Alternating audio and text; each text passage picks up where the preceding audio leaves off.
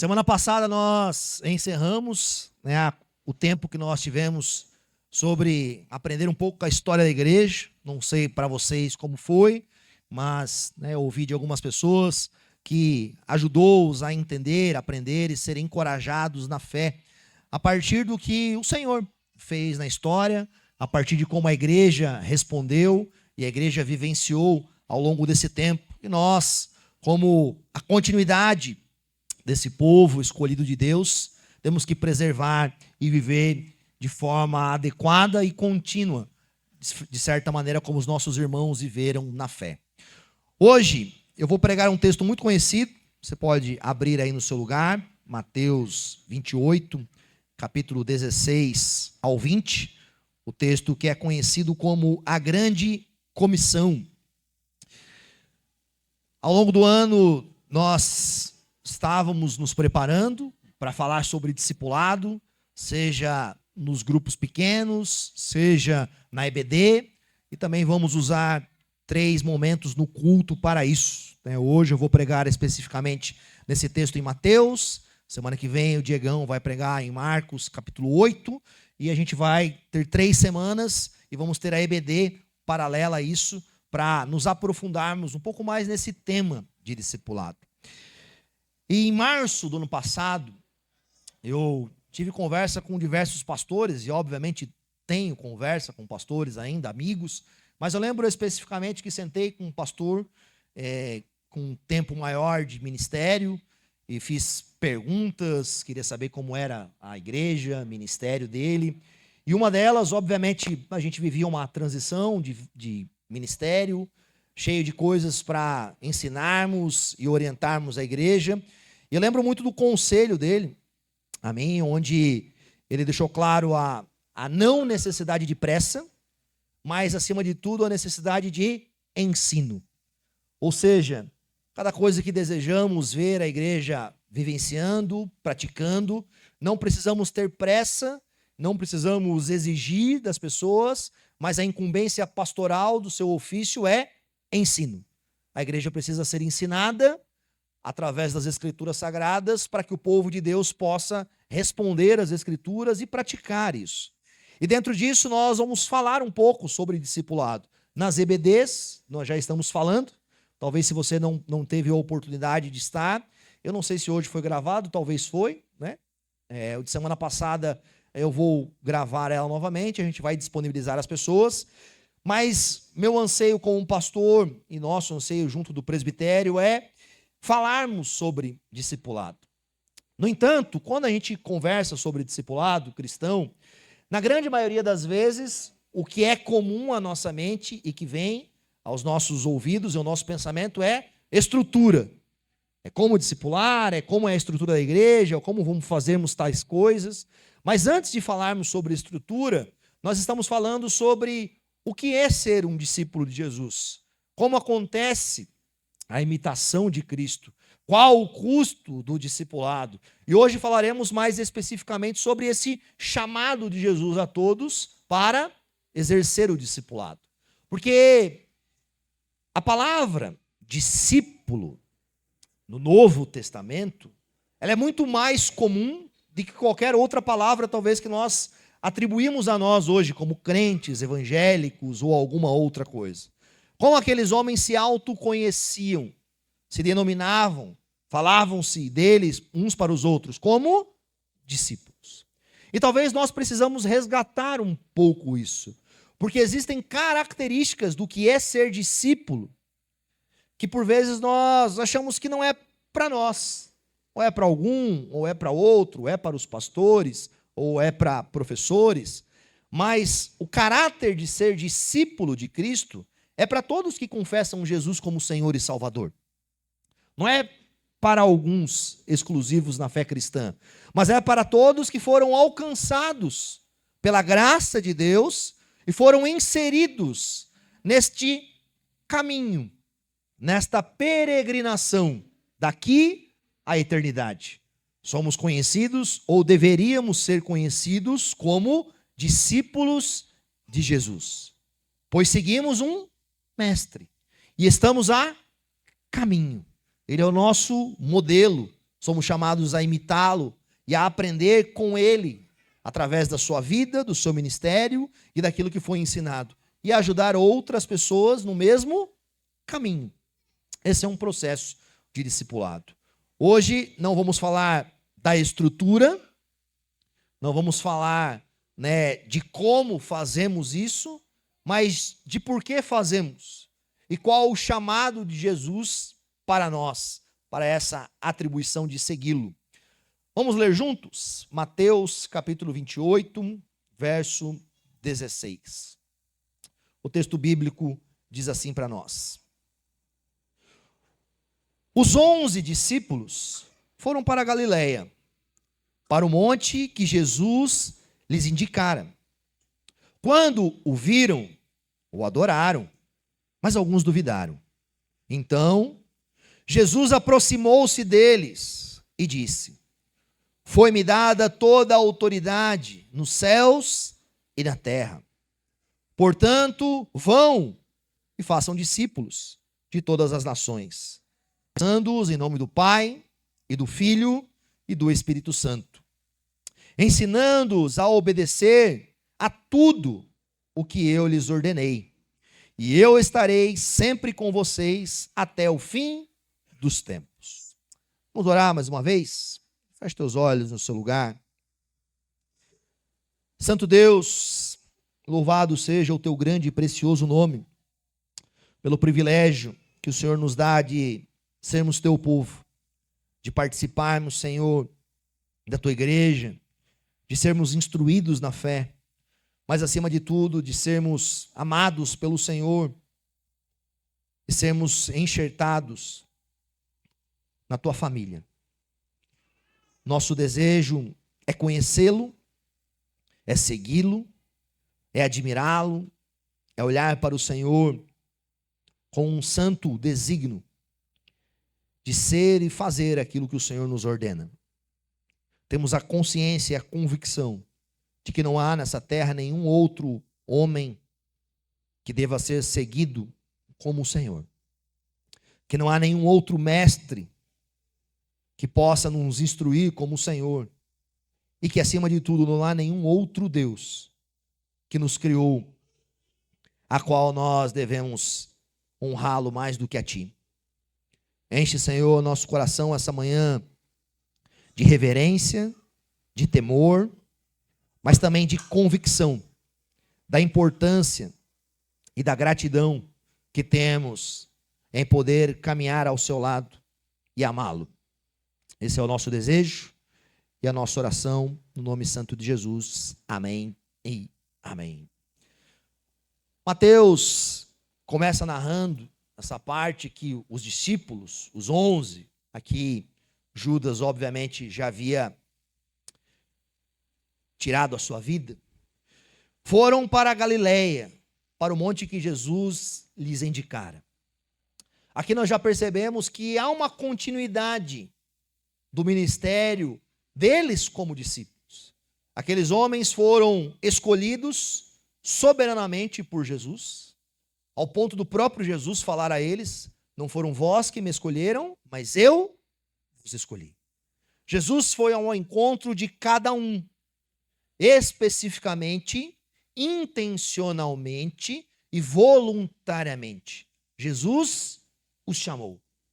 Jesus os chamou para andar com Ele, para aprenderem com Ele, para olharem para Jesus continuamente, como Ele falava, como Ele agia, como Ele orava, como Ele tratava as pessoas, como Ele realizava milagres, como Ele ensinava, como Ele vivia a sua vida, para que aqueles homens de alguma forma pudessem imitá-lo, pudessem conhecer o Deus verdadeiro que se fez carne e veio habitar entre nós, cheio de graça e verdade. O Deus dos céus e da terra, como João vai dizer, aquele que vimos, ouvimos e as nossas mãos apalparam, este proclamamos a todos. João, efetivamente, está falando de um vínculo que os discípulos tiveram com Jesus de forma inimaginável. Ao ponto de eles terem a compreensão e a clareza que ele era literalmente o Filho do Deus vivo.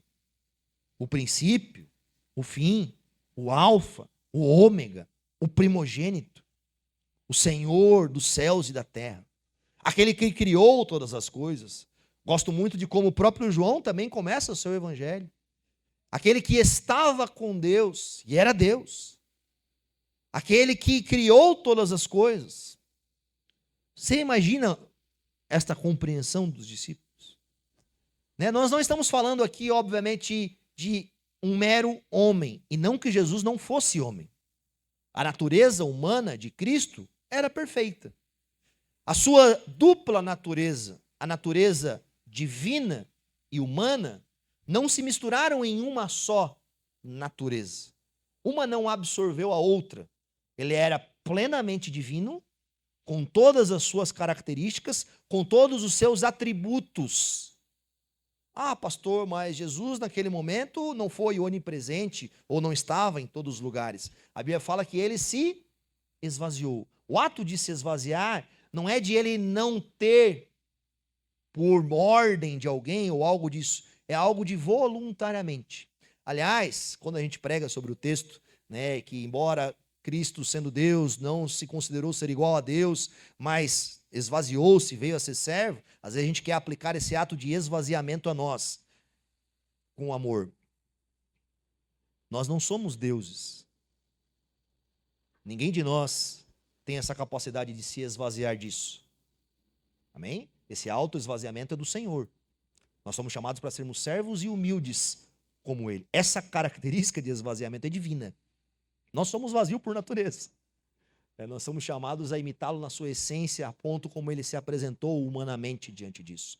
Esse Senhor se esvaziou da sua glória e veio se relacionar com homens, com mulheres, com pessoas, com famílias, de forma simples, ao ponto de ser confundido com as multidões. Tem um momento da vida de Cristo que ele está pregando e algumas pessoas querem ali prendê-lo, e o texto bíblico fala que ele desapareceu no meio da multidão. Isso é maravilhoso. Um homem comum, simples, iguais aos outros homens, porém, com uma natureza perfeita, humana e divina. Ele é aquele que criou os céus e terra.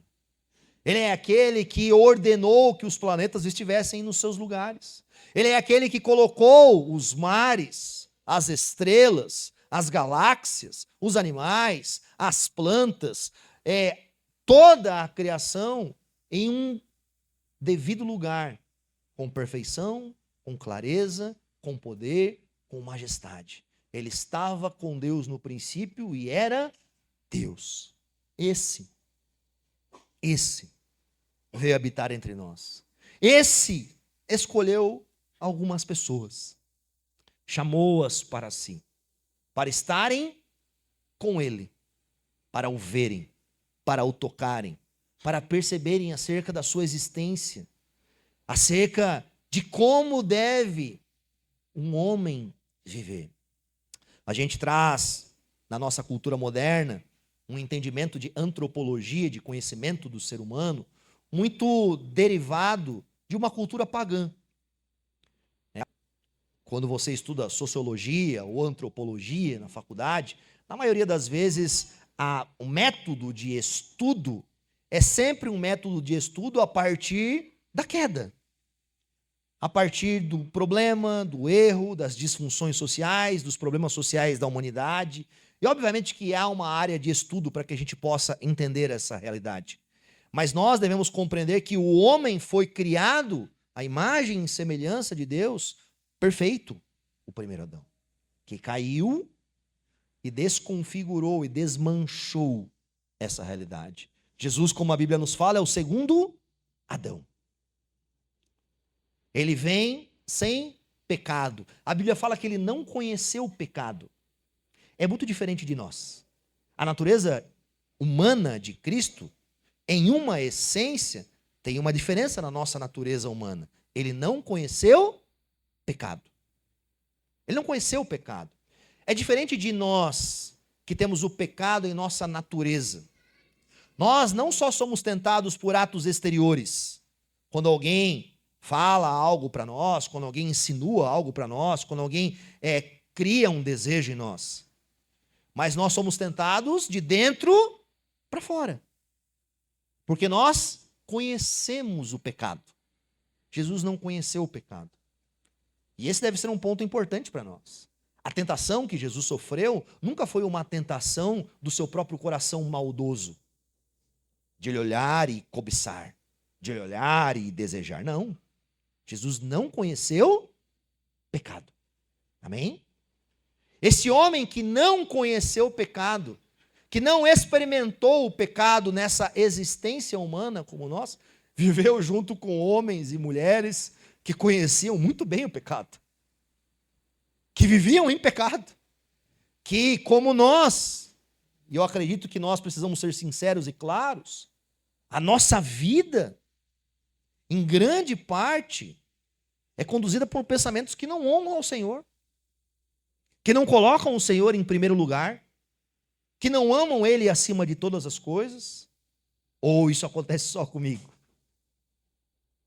O principal mandamento de amar a Deus acima de todas as coisas, se nós olharmos com clareza para a existência da nossa vida, todos nós somos deficitários em relação a isso. Não é verdade? Dificilmente, em todas as nossas ações, em todos os nossos pensamentos, em todas as nossas decisões ao longo do nosso dia, fazemos decisões, ações e pensamentos moldados no desejo de amar a Deus acima de todas as coisas. Se nós dependêssemos da obediência da lei para sermos salvos, nenhum de nós seria salvo. Mas Jesus não foi assim. Jesus amou a Deus acima de todas as coisas.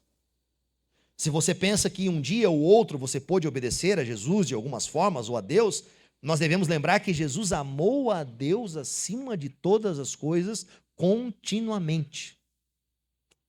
Em todos os momentos, em todos os pensamentos, em todas as escolhas, em todas as decisões, estava em pauta na sua vida o quê? O amor ao Pai. Inclusive na sua morte. Não podemos romantizar a morte de Cristo sem tirar a relação pactual de amor do Pai com o Filho. Qual o primeiro propósito da morte de Cristo? Obedecer ao Pai. Ele veio porque o Pai o comissionou a isso. E às vezes a gente tira a relação de Jesus com o Pai e tentamos nos colocar como primeira instância dessa relação. Obviamente que a morte de Cristo foi um benefício para nós. Nos propiciou salvação. Mas em primeira instância a morte de Cristo é uma demonstração pública do amor de Cristo ao Pai. Eu não vim para fazer a minha vontade, mas a vontade daquele que me enviou, e a vontade daquele que me enviou é que eu desse a minha vida em resgate de muitos. Era a vontade do Pai. Foi Deus que o enviou com um plano pré-determinado, um plano eterno. Ao ponto do texto bíblico falar que o Cordeiro de Deus, já havia sido sacrificado antes da fundação do mundo. O que para nós é uma crise. A nossa crise com elementos eternos é porque nós não somos eternos. Quando Deus fala que Jesus nos amou antes da fundação do mundo, Ele nos escolheu antes da criação do mundo, a gente tem uma crise com isso. Por que a gente tem uma crise com isso? Porque nós somos sujeitos ao tempo e ao espaço. Nós somos limitados ao tempo. Você é uma criatura que depende do tempo. Você não pode se ausentar do tempo. Às vezes a gente até tenta, mas o despertador toca. Ou alguém nos empurra de manhã ou de tarde. Eu sou esse lá em casa, empurrando todo mundo o tempo todo. Ora, ora, ora, ora. Somos escravos do tempo. Somos sujeitos a uma conexão temporal. E aí nós fazemos uma medida, um olhar para Deus, como se Ele estivesse no mesmo plano. Ele é criador do tempo. Ele não é sujeito ao tempo. Ele é o Senhor do tempo.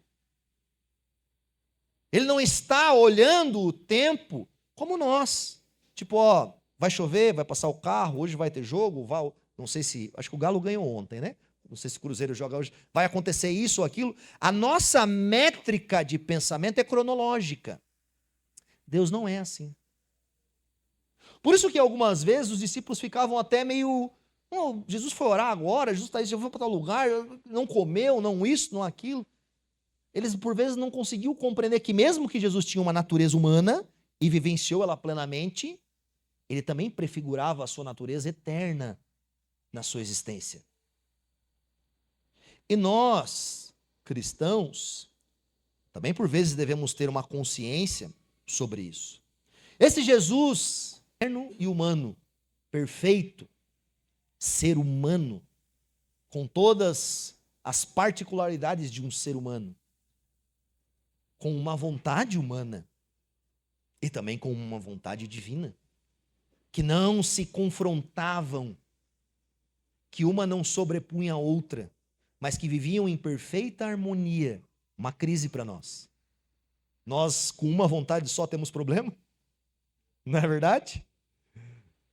Com uma vontade só, somos um poço de loucuras. Jesus, com a sua dupla natureza, humana e divina, e com a sua vontade humana e divina, sem confusão, sem mistura, sem crise. Isso era uma crise para os discípulos. Ao ponto de, em alguns momentos, os discípulos voltarem para Jesus: Senhor, nos ensina a orar. Porque a gente ora, e não acontece nada, o Senhor vai lá, ora e céus se abrem, as coisas acontecem, mortos ressuscitam. Obviamente que Jesus tinha uma capacidade divina distinta da capacidade humana dos discípulos. E isso é parte da existência dele. Nós não devemos perder de vista que muitos dos milagres de Cristo eram demonstrações claras de que ele era Deus.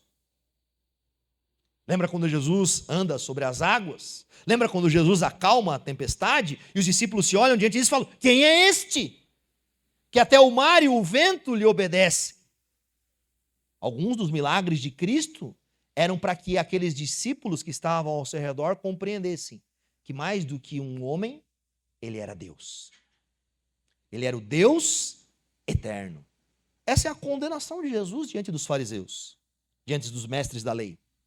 Eles levam Jesus diante do sinédrio, e Jesus prontamente fala para eles: antes de Abraão nascer, eu sou. Aqueles homens rasgam as vestes. Blasfêmia. Ele usa o título que muitos tinham até medo de falar, o tetragrama hebraico, com os nomes que se relatavam a Deus precioso. Jesus está dizendo claramente a eles. Os discípulos reconhecem isso. Aqueles homens vivem com ele. Vivem cerca de 3 anos. Que 3 anos maravilhosos, não é verdade? Quando você lê o ministério de Jesus, é óbvio que o ministério de Jesus tem perseguição. Mas existe um momento no ministério de Jesus que há uma grande ênfase boa no ministério dele. Eles vão de cidade em cidade, eles são recebidos pelas pessoas, eles fazem milagres, sinais e maravilha, multidões vêm até eles. Cara, imagina você vivenciando isso. Sabe, imagina, sei lá, nós saímos daqui agora, um grupo de pessoas, a gente vai numa cidade aqui e a gente para na frente do hospital, desce todo mundo do hospital e todo mundo é curado. Tenta imaginar essa cena, você vendo isso. Sabe, tenta imaginar você visitando Marta e Maria em Betânia, que o irmão morreu. Jesus vai lá e ressuscita aquele homem que estava 4 dias morto e ele sai andando. Isso é loucura para a nossa mente. Não é verdade? Jesus realizou sinais, milagres e maravilhas que testificavam e testemunhavam da sua divindade, do seu poder, da sua majestade e do seu senhorio sobre aqueles homens. Algo que tem faltado muitas vezes entre nós. Falta-nos a convicção do senhorio de Cristo. Muitos crentes gostam de Jesus, reconhecem Ele como um bom mestre, mas não conseguem enxergá-lo como um senhor da sua vida. O discipulado passa primordialmente por Cristo ser o Senhor da nossa existência. Não há discipulado cristão, não há discípulo de Cristo sem um Senhor. Ou Cristo é o Senhor da sua vida, ou você é o Senhor da sua vida. Não existe meio termo nessa circunstância. Ou ele é aquele a qual você olha e fala, não há outro como este. Quem é este? Ao ponto que os discípulos, quando vão escrever as suas cartas posteriormente, eles sempre vão se denominar Paulo, servo de Cristo. Tiago, servo de Cristo. Por quê? Porque na compreensão deles, ser servo era a identidade deles. Não era uma coisa paralela da sua existência. Não era uma mera atribuição que talvez eles continham em si. Não, não, não. O que eu sou? Servo de Cristo. Ele é o meu Senhor. Escravo. Mas talvez a gente se escandalize um pouco com essa palavra. Escravo. Porque ao reconhecermos e entendermos o seu ministério, compreendemos que a sua morte e ressurreição em nosso favor foi uma oferta por nós e ele nos adquiriu para si. Ele nos comprou por alto preço. Você foi comprado por Jesus? Ou você tenta comprar ele com as suas boas obras? Sabe, você é um servo do Senhor Jesus? Ou na medida que a sua vida acontece no cristianismo, você busca que Jesus te sirva nas coisas? Muito parte do cristianismo moderno vê Jesus como um caixa bancário. Jesus faz isso agora na minha vida, Jesus produz esse milagre aqui, Jesus cuida do meu filho, Jesus me ajuda na prova, E não que Jesus não possa ajudar-nos a isso. Mas a pergunta é, quem é o Senhor dessa relação? Quem é o Senhor da tua relação com o Senhor? Quem é? Os discípulos tinham reconhecido Jesus como Senhor e Mestre. O Senhor que os ensinava, o Senhor que os orientava, o Senhor que apontava o caminho, a direção e dizia, olha, hoje nós vamos para Betânia, hoje nós vamos para Galileia, hoje nós vamos para tal lugar, hoje nós faremos isso ou aquilo. Aliás, quando você vê em algum momento nos evangelhos que os discípulos tentaram mudar a programação de Jesus, não teve conversa. Aliás, quando o próprio Jesus está falando da necessidade da sua morte, Pedro se levanta. Não, Senhor, que é isso? Está tão bom aqui entre nós, como assim você vai morrer? Quando Jesus fala que eles vão abandonar, Jesus fala, não. Pedro fala, eu não. Mal sabia que ao galo cantar 3 vezes ele se lembraria do que Jesus tinha dito. Toda a sequência lógica dos evangelhos, da relação íntima de Jesus com os discípulos, é uma relação de senhorio. Nós temos dificuldade de lidar com isso. Nós somos uma geração que perdeu referências de autoridade. Nós não queremos que ninguém mande em nós. Nós não queremos que ninguém diga-nos o que fazer, para onde ir, como falar, como comportar-se. Por isso que nós somos uma geração sem discípulos de Jesus. Em grande medida. Não de forma totalitária. Porque nós somos senhores da nossa própria existência. Nós queremos dizer o que faremos amanhã, depois da manhã, o que faremos com o nosso recurso, o que fazemos com nossos dons, o que fazemos com o nosso talento, o que fazemos com as nossas famílias. Mas o discípulo de Cristo entregou essas coisas ao Senhor. É uma entrega de vida. Não é uma entrega de uma parte. Não é tipo assim, Senhor, sobre o meu domingo, você tem autoridade. Mas sobre a segunda-feira, não. Senhor, sobre as minhas ofertas, você tem autoridade. Mas o que eu faço com o restante, eu não estou dizendo que você tem que trazer o restante para a igreja. Não estou falando isso. Mas muitas vezes nós gastamos o nosso próprio recurso, que é benefício de Deus, em coisas pecaminosas, em coisas vaidosas, em coisas que vão contrárias aos desejos do Senhor. Senhor, diante das pessoas, você é meu Senhor, mas no meu secreto eu sou Senhor de mim mesmo.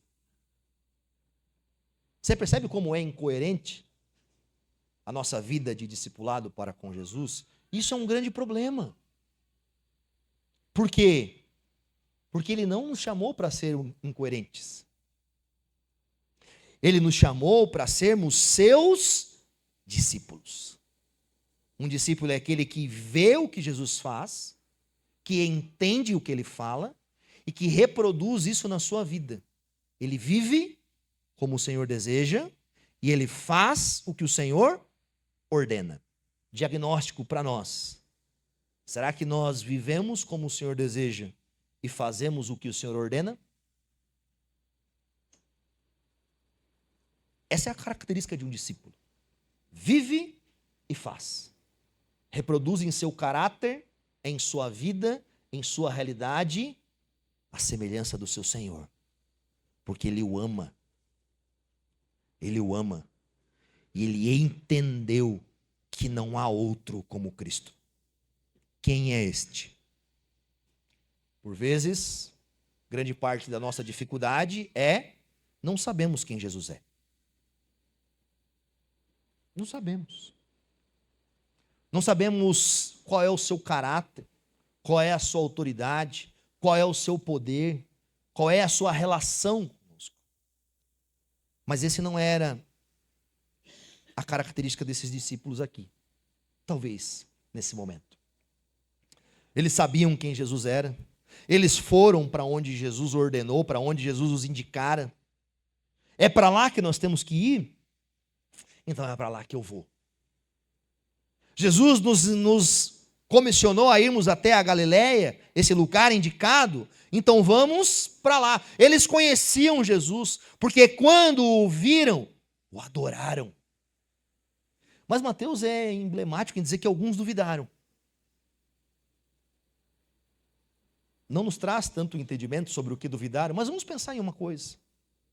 Eles caminharam 3 anos com Jesus, viram-se sinais, milagres, maravilha, mas de repente ele foi preso. Foi preso. Nós estamos falando que ele foi preso não pela guarda municipal de Belo Horizonte, nada contra a guarda municipal de Belo Horizonte, mas foi preso pelo Império Romano. Foi preso pelos guardas do templo. Foi levado diante das autoridades. Foi colocado em uma situação em que se identificar com ele era um problema crônico. Se identificar com Jesus num ministério frutífico, fazendo sinais, milagres e maravilhas, tudo legal. Não é verdade? A gente gosta de se identificar com Jesus quando tudo vai bem. Mas se identificar com a morte e a cruz de Cristo, com o sofrimento, com a dor, com a tristeza. Um discípulo de Jesus não o segue só quando tudo vai bem. Seguir a Jesus quando tudo vai bem, até um ateu faz. Não é verdade? Seguir a Jesus quando não há doença, quando não há dor, quando não há tristeza, quando as finanças estão em dia, quando tem trabalho, quando tem o que eu gosto, é prazeroso. Mas nós não somos chamados a seguir Jesus apenas nesse momento. Nós somos chamados a segui-lo, custe o que custar. Seja onde for. Um discípulo não tem uma face dupla ou 2 vestes. Num dia, eu visto a roupa de discípulo. No outro dia, eu visto a roupa de uma pessoa secular, do mundo qualquer. Não, isso é incoerência. Não é verdade? Ou nós somos discípulos de Jesus Cristo em tempo integral, seja na dor, na tristeza, na doença, na morte, na crise, ou nós não somos. Porque o que vai testificar se você realmente crê no seu Senhor e Salvador é o dia difícil. É o dia onde sua fé é colocada à prova.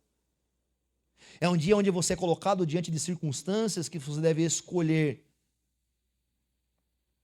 entre seguir ao mestre ou seguir a porta larga. Os discípulos de Jesus o seguiram. Porém, na sua morte, muitos se debandaram naquele momento. Entraram em crise. Você entraria em crise? Meus irmãos, todos nós talvez entraríamos em crise.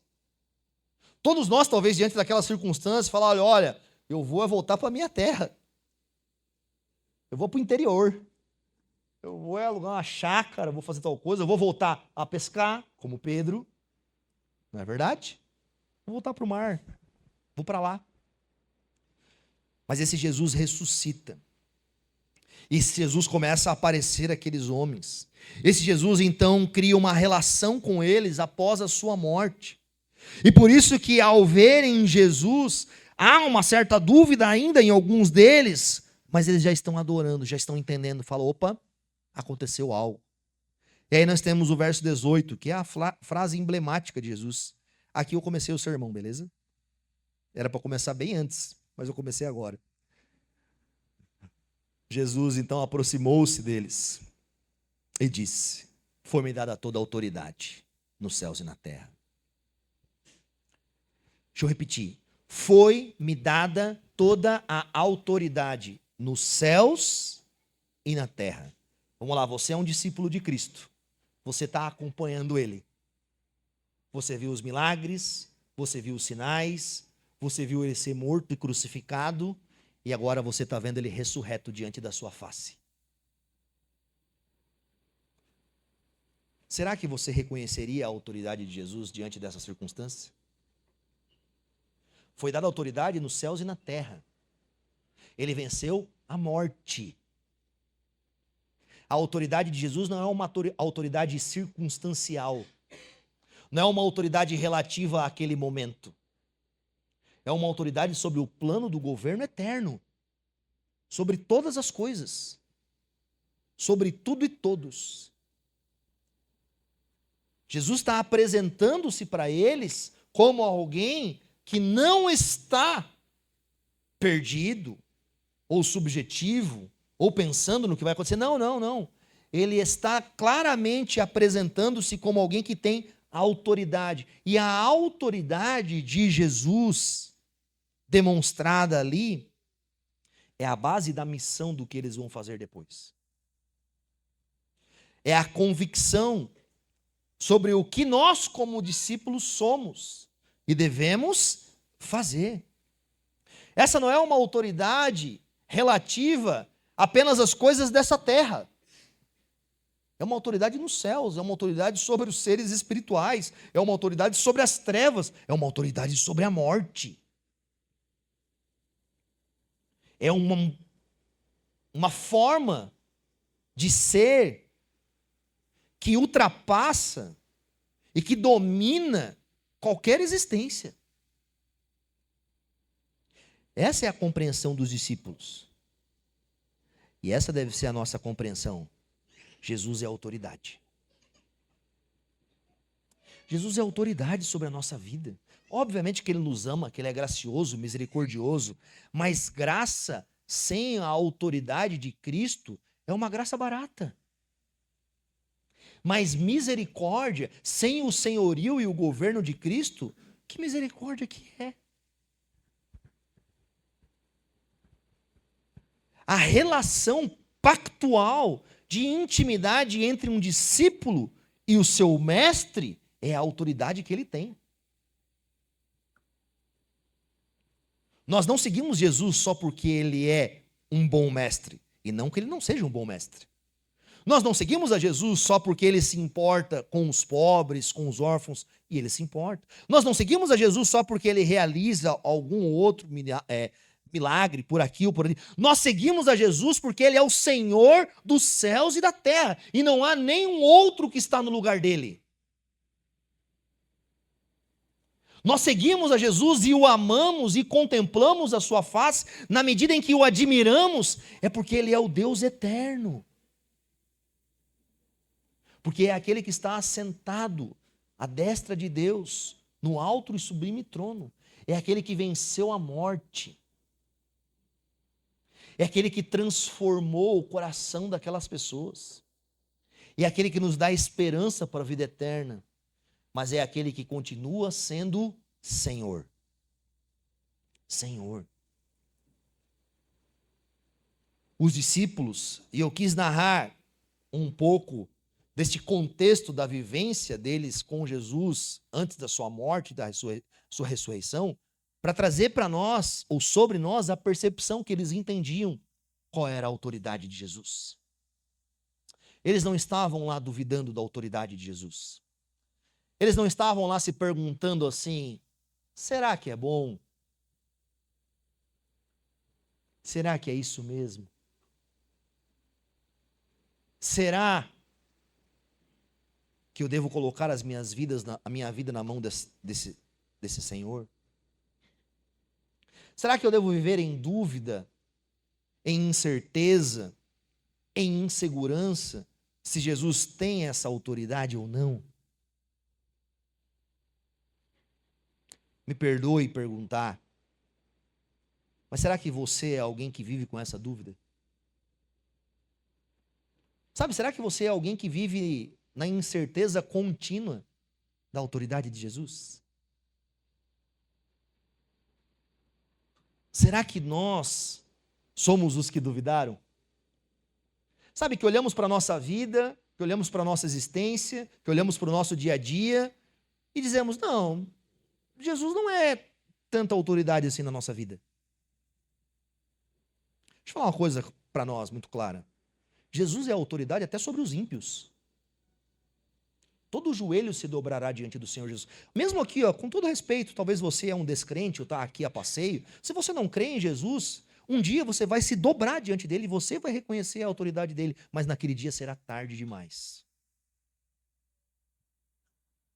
Naquele dia você não terá mais a oportunidade de ser transformado por ele.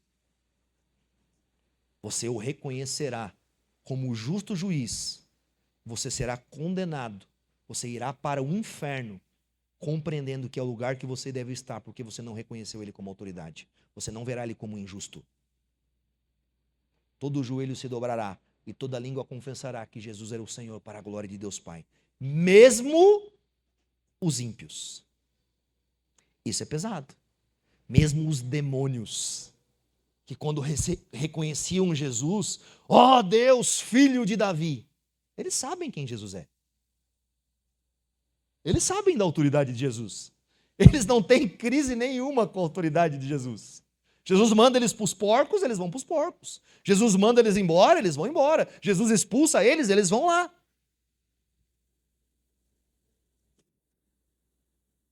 Mas e nós? Temos reconhecido a autoridade de Jesus sobre as nossas vidas? Aqueles que reconhecem a autoridade de Jesus são participantes desse próximo passo. Fazer discípulos de todas as nações, batizando-os em nome do Pai, do Filho e do Espírito Santo. Não há como reproduzirmos discípulos de Jesus sem sermos discípulos de Jesus. Essa é a crise, por vezes, dentro da igreja. São pessoas que não são discípulos de Cristo, tentando fazer discípulos de Cristo.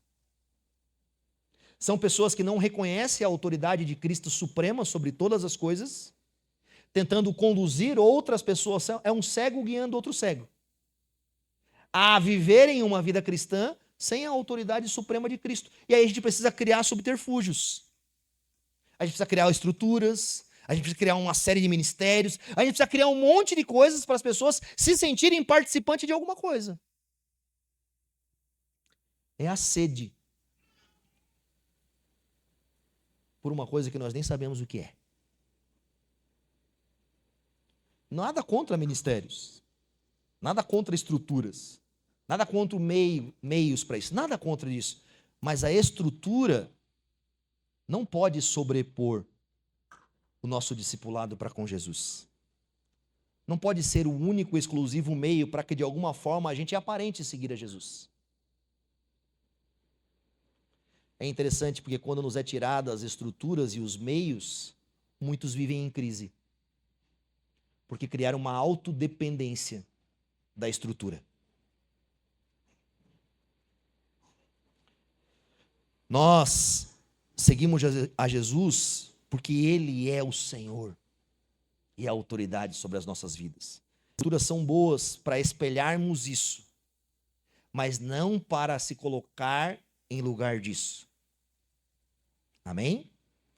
Por isso que muitos de nós, às vezes quando servimos continuamente, longo tempo no ministério, e às vezes a gente não é colocado, ou a gente não está, a gente fica frustrado. Porque a gente associa a piedade, o ato de seguir a Jesus, com a estrutura e não com o Senhor da estrutura. Isso é uma crise para todos. É bom servir, é bom amar, é bom demonstrarmos isso numa vida pública, de exercício dos nossos dons e dos nossos talentos, mas não podemos fazer isso substituindo o Senhor. Isso é muito comum. Nós começamos a amar mais as coisas de Deus do que o Deus das coisas. Aquilo se torna para nós o quê? O meio da nossa piedade. Isso é muito perigoso. Isso é muito perigoso. Jesus chama os discípulos para serem e fazerem o que Ele ordena. Há uma missão que é composta por algumas coisas. Vão, façam, batizem e ensinem. O ato de ir, talvez você já sabe, muito simples, mas é enquanto nós vivemos. Este vão está nesse tempo contínuo. Vão. Não é só no domingo. Não é só na estrutura. A gente precisa da estrutura para ir. Jesus não dá nenhuma estrutura para eles. A estrutura que Jesus deu para eles anteriormente foi o quê? Uma relação de intimidade com Cristo. Jesus se deu a eles. Jesus relacionou-se com eles. Jesus se tornou visível e acessível a eles. Hoje nós temos isso por meio da palavra. A palavra é a estrutura para irmos. Nós vamos mediado pela palavra. Porque amamos a palavra, porque amamos o Senhor, porque cremos que Ele é a nossa autoridade, então nós vamos.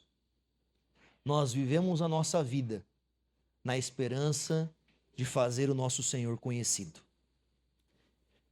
Se isso é um peso para o seu ministério, é porque talvez você colocou isso de uma forma equivocada. Isso é um prazer. Sabe, aqueles discípulos, eles não tiveram nenhuma crise com isso. Eles foram. Porque eles tinham convicção de quem Jesus era, da sua autoridade, do seu poder, e que todas as pessoas da terra deveriam conhecer isso também. Isso os levou a irem. Por vezes a nossa dificuldade de ir é a nossa compreensão a quem nós seguimos. Você percebe? A nossa dificuldade de ir é a dificuldade da relação pactual que temos com o Senhor. Enxergamos Jesus como apenas uma coisa da nossa agenda. Eles enxergavam Jesus como seu Senhor, por isso foram. Vão e façam discípulos. O que é fazer discípulos? De forma muito breve e sucinta, fazer discípulos é apresentar às pessoas quem Jesus é, o que Jesus fez, para que essas pessoas possam também segui-lo. Simples. Uma crise de fazer... Não. Aí, olha a relação. Se nós não sabemos quem Jesus é, o que Jesus fez e qual a sua autoridade, como nós vamos convidar outras pessoas a fazer isso?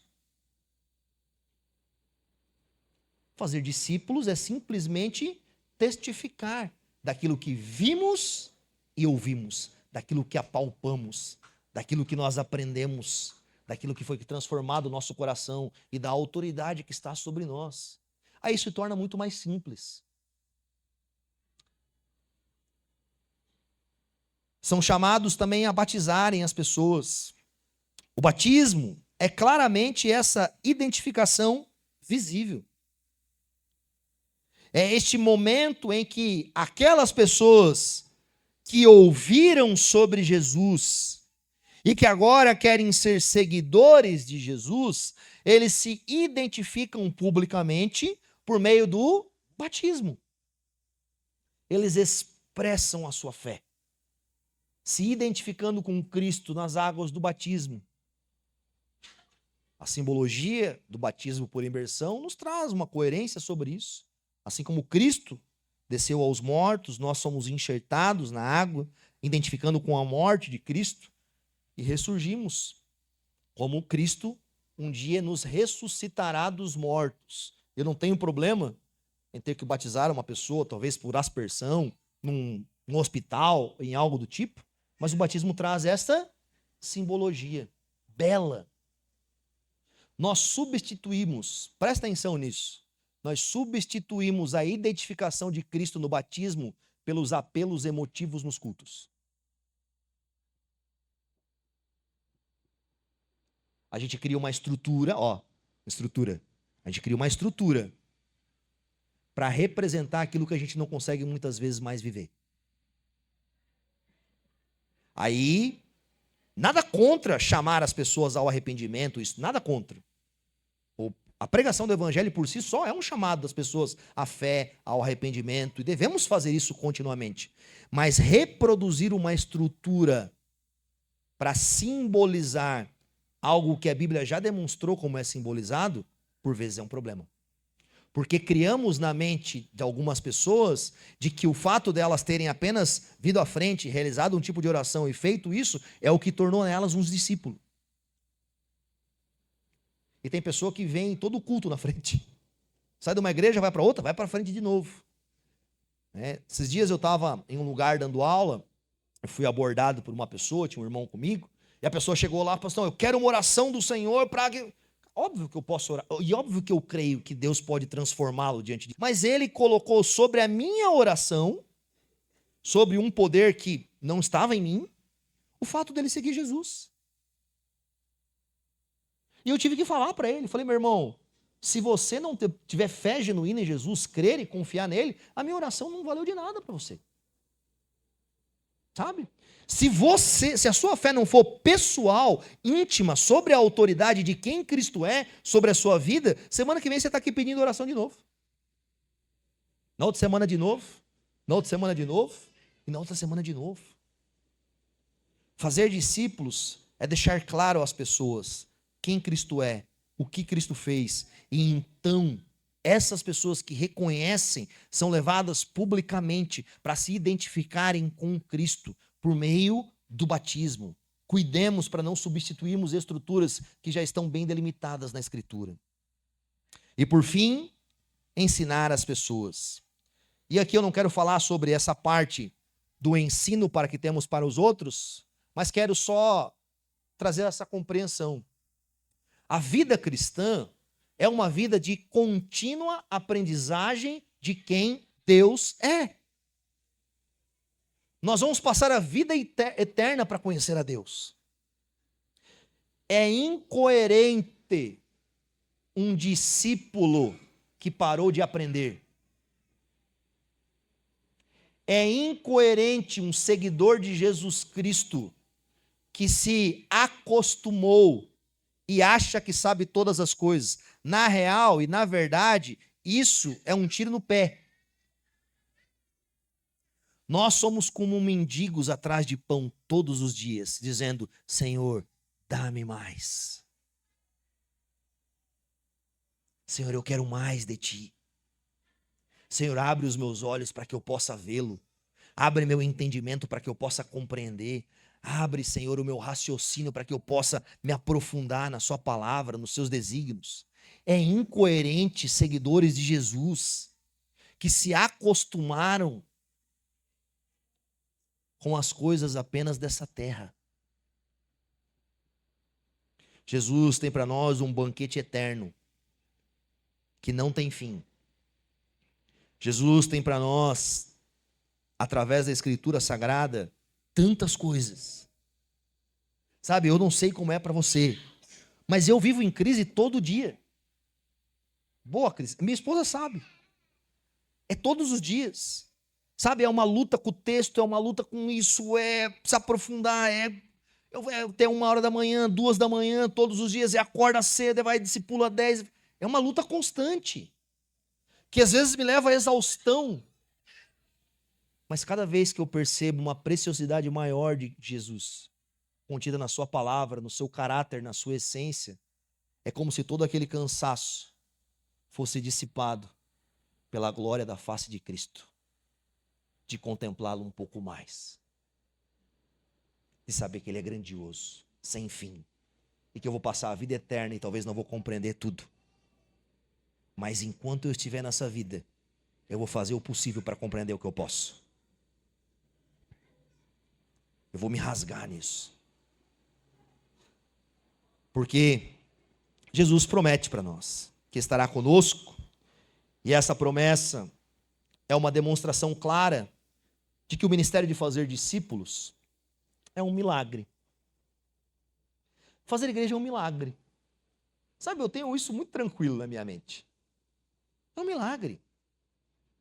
Nós não somos senhores. É Deus que é o Senhor dessa seara. É Deus quem nos chama, é Deus quem produz em nós fé, arrependimento. É Deus que está conosco todos os dias. Por quê? Porque a obra interessa mais a Ele do que a nós. Não é verdade? Ou vocês acham que eu, como pastor, sou mais interessado na obra de Deus do que o próprio Cristo? De maneira nenhuma. Mas eu devo amá-lo ao ponto de desejar a obra de Deus também, sabendo que Ele está nessa empreitada. E por fim, uma aplicação só, já fiz muitas durante o sermão. Senhores e senhoras, não perca tempo da sua vida vivendo sobre coisas e perspectivas que você não foi criado para viver. Se o seu coração não arde de desejo em ser um discípulo de Jesus Cristo e segui-lo, tem alguma coisa errada no teu coração. Se os olhos do seu coração estão mais atentos às coisas passageiras do que às coisas eternas, os olhos do seu coração estão sujos. Se você deixou de ser um peregrino que está a caminho da terra prometida e armou nesta terra barracas achando que aqui será o fim da sua vida, você está perdido. Se a sua vida cristã é somente para essa vida, você não entendeu o Evangelho. Se o ato de seguir a Jesus para você é desgastante, é pesaroso, é difícil porque tem que vir aqui na igreja, tem que fazer isso, você nem crente é, com todo amor. Não é. Porque os discípulos de Jesus não têm outro amor senão o seu mestre. Não tem outro desejo senão contemplar a face do seu Criador. Não tem outra vontade senão conhecer a vontade do seu Senhor. E isso nunca vai ser pesado. Se é pesado no seu coração, é porque você não entendeu o Evangelho direito ainda. Você não entendeu o sacrifício de Cristo em seu lugar. Os discípulos estavam aqui depois de verem o seu mestre pendurado na cruz por eles. Depois de ouvirem as palavras na cruz do seu Senhor dizendo que está consumado. Mas também porque viram ressurreto. Viram que todo o medo, toda a insegurança, toda a incerteza que havia entre eles foi lançada por terra ao verem o seu Senhor com toda a autoridade sobre eles. Autoridade inclusive sobre a morte. Meu convite para você, para ser um seguidor de Cristo, você precisa crer nessas verdades. E descansar que no Senhor a nossa vida não terá fim. E não estou dizendo que ela vai ser sempre tão fácil. Sabe, ser um seguidor de Jesus não nos tira os problemas, mas nos dá certeza que mesmo diante dos problemas, temos alguém que está conosco em todo o tempo e nunca nos abandonará. Por isso que seguir a Jesus deveria ser a meta da nossa vida. Talvez quando você for fazer as metas de 2020, Comece por essa. Senhor, nesse ano, eu desejo te seguir mais de perto.